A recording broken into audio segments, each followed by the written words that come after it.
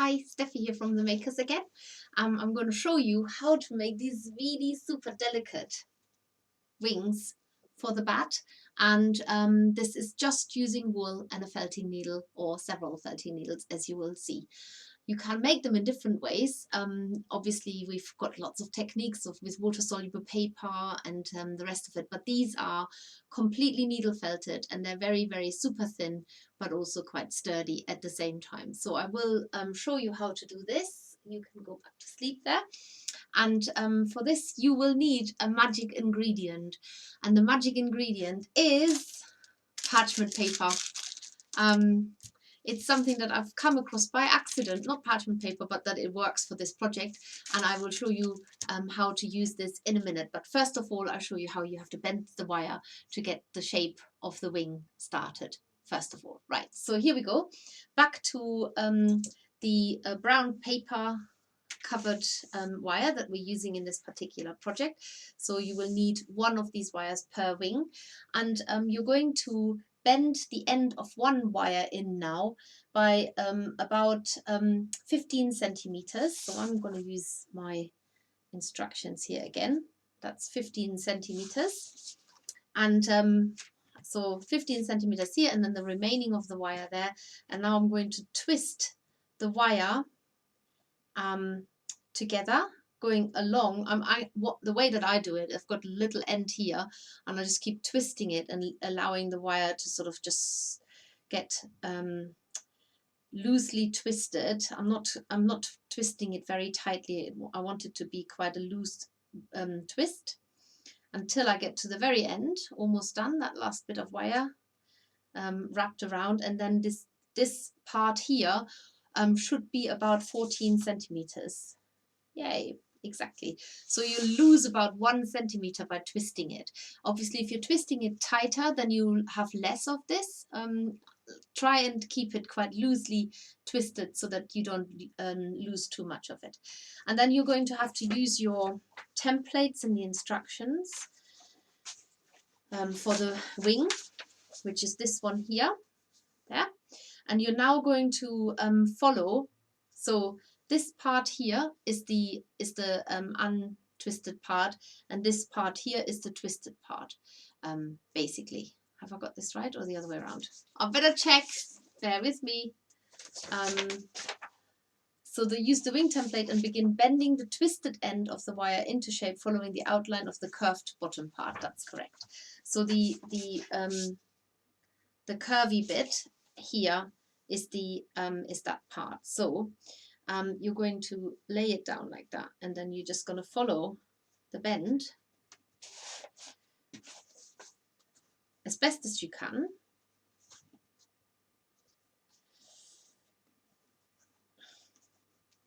You might just have to do it roughly, and then because you're going to have to adjust it a lot over the time. Don't worry if you don't have exactly the right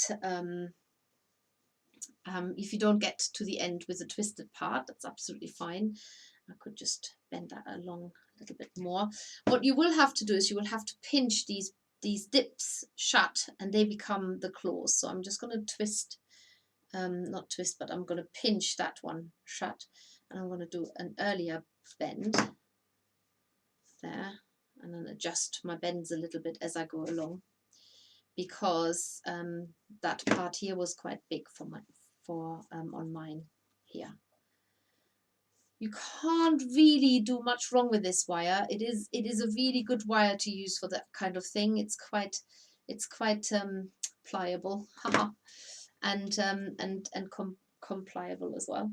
So that should be about the shape now, like that. Bend this up as well. There we go. That fits roughly here. And then you go with the top one and bend that all the way back on itself. Like I said, if the wire for whatever reason isn't quite as long as you need to go, don't worry about it, because you're going to make up for it with wool.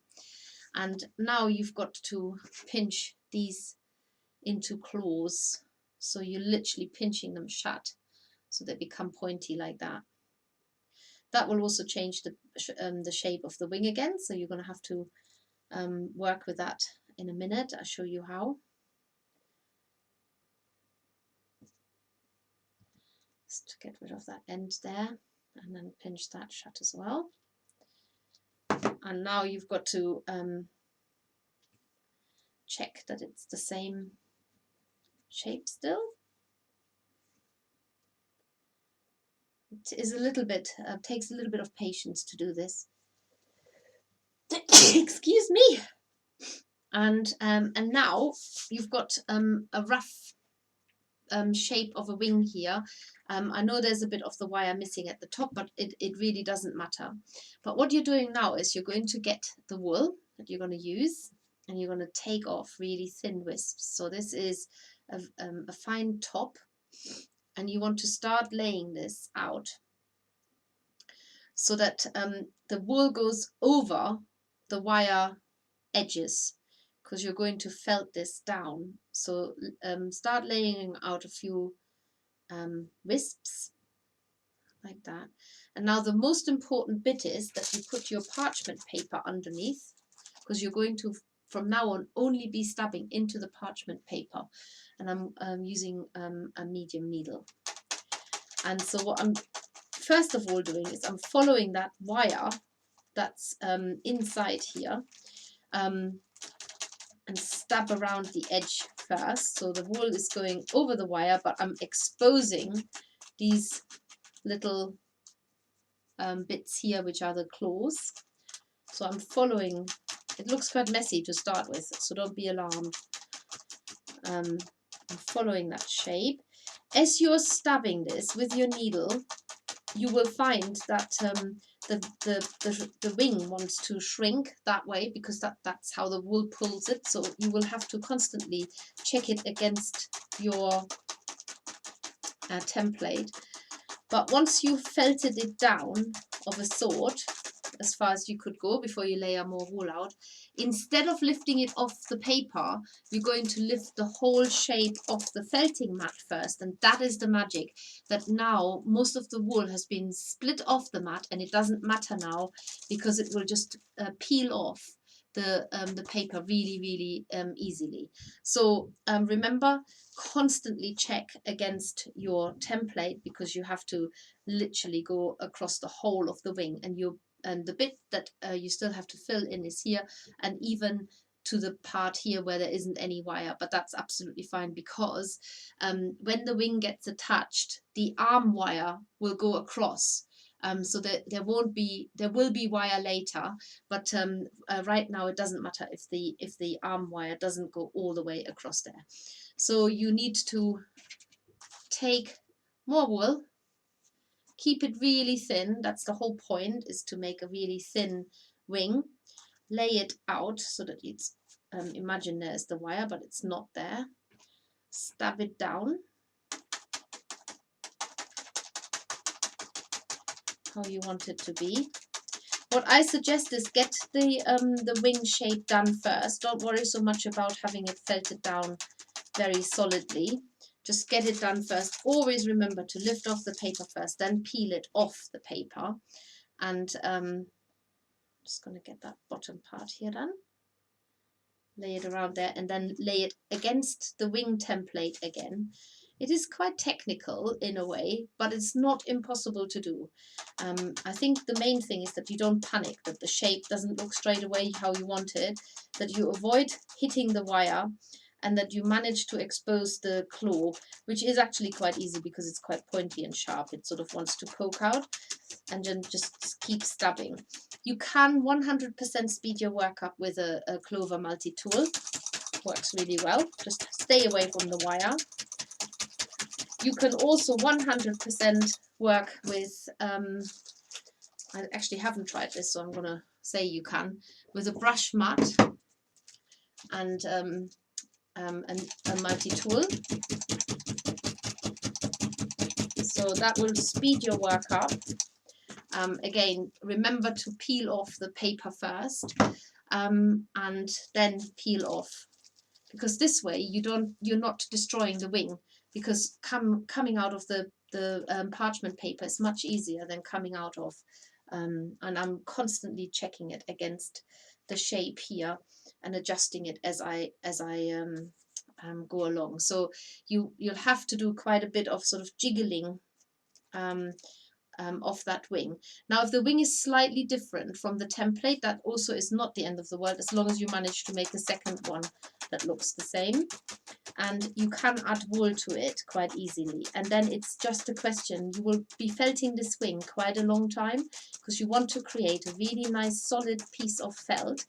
At the same time, it is super thin, because you're not felting the wool straight into the wool mat by stabbing it flat. You're actually felting it into the paper first, and the paper is the barrier to stop the fibers getting completely fastened onto the mat. You will also do the wing, you will also felt it from the other side.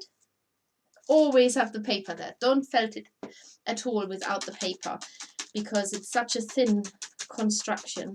You really want to make sure that you get the paper between your wing and your felting mat. And as I say, try avoid hitting into the wire, which becomes harder if you're closer to the wire, obviously. So if you're going in the middle of the wing, then you don't have to worry so much about it. And then add more wool to the top of the wing where you don't have the wire. Remember where it still does go, the wire. And make sure you've got these little claws exposed, because they're quite crucial to the look of the bat, that you have these little claws there. Felt it down. So the main thing is that you are not cutting any of your work short here. Keep working on it. Peel it off with a parchment paper. It gets quite perforated. At some you will probably need to use 2 separate pieces for each wing, and keep checking it against your template. So this is looking very different at the moment from how I want it to look, so I will have to do some adjustment. This part here is where it attaches to the bat. So if that is slightly bigger and slightly fluffier, that's absolutely fine, because that needs to get felted onto the bat anyway. And yeah, we're slowly getting there. So this extra bit, I'm actually going to leave that there. Don't take it off, because that I'm going to attach to the bat. I could do maybe a little bit of a neater job up here. And if this bothers you, you can always cut it off or take it off. But I think because it gets felted onto the bat behind, for the time being, I'm leaving that here, even though this is more the line of the bat wing that I should have followed. But that's not a problem. So this wing is not finished yet. It needs to be stabbed a lot more. And then once you are happy with the finished shape of the wing, that felted in a little bit, you're going to add very fine details, which are sort of like the bones that are shining through the thin bat fabric in a real bat. And for this you will need to mix a little bit of the lighter wool with a little bit of the darker main wool.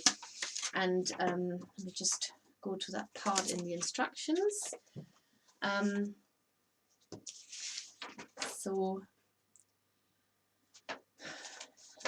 main thing is that those 2 claws, these 2, the middle ones, that's where the stripe goes along like an umbrella almost, and they meet at the top. So I'm mixing this. You need tiny amounts of wool, and then make it into a strand. So it needs to be slightly offset from the color that you've got. Felt it down, going from the claw up to the top of the wing. Just keep felting it down, felting it down. You will only do this from one side at the wall, but you will felt it from the other side as well. So let's just get the other one down. So that one's going same way up there, and they meet at the top. So you now have a sort of very distinct look. This is actually the bone running through the leathery wing. Felt it down properly, and the idea is that it gets so felted through so much that actually the brown comes out on the other side. So you're perforating the wing with that new color, so that you don't have to add more on the other side. So you're just literally, you should be able to see it here. The wing definitely wants to pull in, so keep checking it against the template. Now, the main thing is that when you make the second wing, make sure that you add that brown in a mirror image, because it will look more prominent on one side than on the other, so that you've got two wings that are that look the same once they get fastened on. So just remember which side you've added the brown, and make sure that on the other wing you do it from the other side, so that you have a mirror image of the wing, basically. And it's just a question of just keep stabbing. Keep stabbing into the paper. If you've got a multi-tool, use it. If not, now we've got a very exciting new multi-tool that looks like this. Is the it's a 6 needle felting tool. I haven't tried it on projects like this, so it's the first one, but it has got 6 needles and it comes with 6 needles. You can take needles out. It opens at this end, and as always with most of our tools, don't use that little plate that's in the lid, because that stops the needles from slipping around. And then you can take the whole thing out, pull the needles out, put needles in, put fine needles in, whatever. But it does come with medium needles, so I'm just going to try it and see what happens here. It has got a very handy key ring on there, so you can actually put it onto your, and it's a little bit too thick, the needle, so I wouldn't want to use it on here, especially having to go through the paper as well. So it's a great tool for needle felting, but I wouldn't recommend it necessarily on here. In fact, it has torn my paper, so not the best to use on here. Whereas the 5 needle felting tool, the clover one, and the 7 needle felting tool, they all have got fine needles in, so you could maybe change the needles to fine needles and then use it. But a lovely little tool, absolutely love it. Lovely colorway. It's a secret weapon almost. I love it. That's basically how you make a bat wing. You could get quite carried away and being very precise here with that wing. I'll leave that to you. Main thing is always taking the paper off, then taking the wing off, and there you go. It's quite, and you can sort of do the light test by holding it against the light, and let's have a look if you can see it better. So you should be able to see that detail from both sides, but probably more from one than the other. Hold it up against the light and you can see if there's a weak patch, you can add a bit more. But that's basically how you do a bat wing for your bat. Hope you enjoyed that new little trick. It works for other projects as well. The paper is pretty wasted, so I wouldn't use it for baking. I certainly wouldn't use it for a second wing, but that is how you make your bat wings for your fruit bat in the Maker's Box, September 2022. Thank you.